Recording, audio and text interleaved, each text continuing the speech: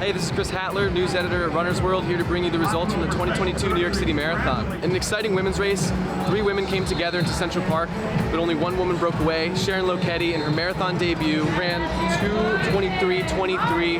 This is her first marathon ever, as I said. She ran a half marathon earlier this year, 4th in New York City half, but she's a champion. She's won the NCAA 10,000 meter before, so she's used to winning, but this is her first marathon.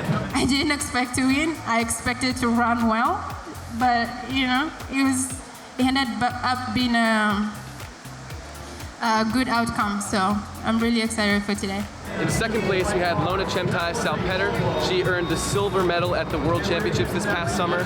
I came here to just test myself, because the course is not easy, and today it was a little bit hard.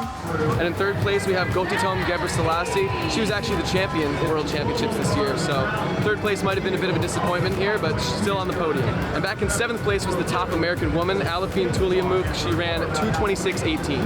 8 weeks ago, I didn't know that I was going to be here, and the fact that I was able to put in, a solid training and had a chance to be competitive, I was just very grateful for that. I think that I excel when the conditions are not perfect. I rise to the occasion, and I believe that today that was the case. It's been a while since I finished a marathon. The last time I finished a marathon was 2020, and so I was kind of scared a little bit that I wasn't going to be able to live up to the expectation, but I'm really grateful that I was able to get to the line healthy, and I finished the race with a PR. I'll at least take that. She's had some ups and downs in the last couple of years, so it's nice to see her finish top 10. It's one of the highest races for me in my career, just because I remember going into the race thinking if I can get top 7, that would be really good. And actually, I pretended that I was winning.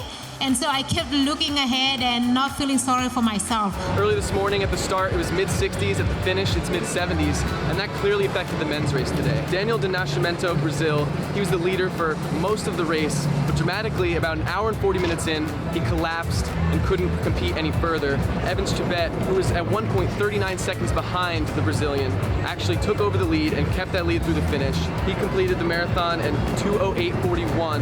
He knew how far the other winner was from him, but he also knew that it was hot and humid, and he was going at a high pace of 62. And knowing that he has a lot of experience, he knew that he was gonna surpass him.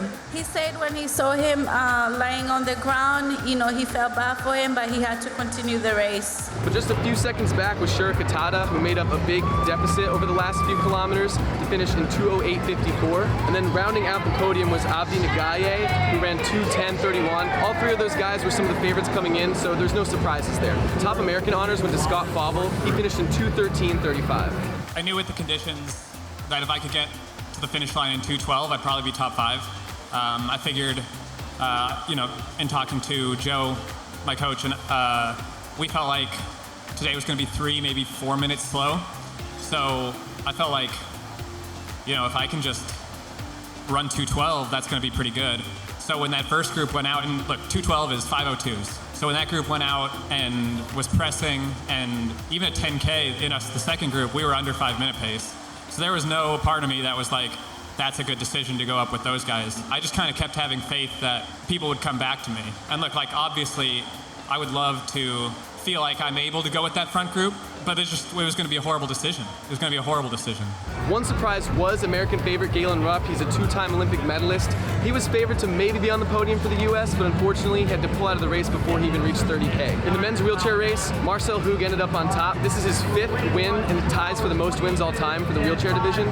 He actually ran a course record time of 1:25:26. In the women's wheelchair race, Susanna Scaroni continues her winning fall. She won in Chicago just a month ago, and today she won the New York City Marathon in a record time of 1:42:43.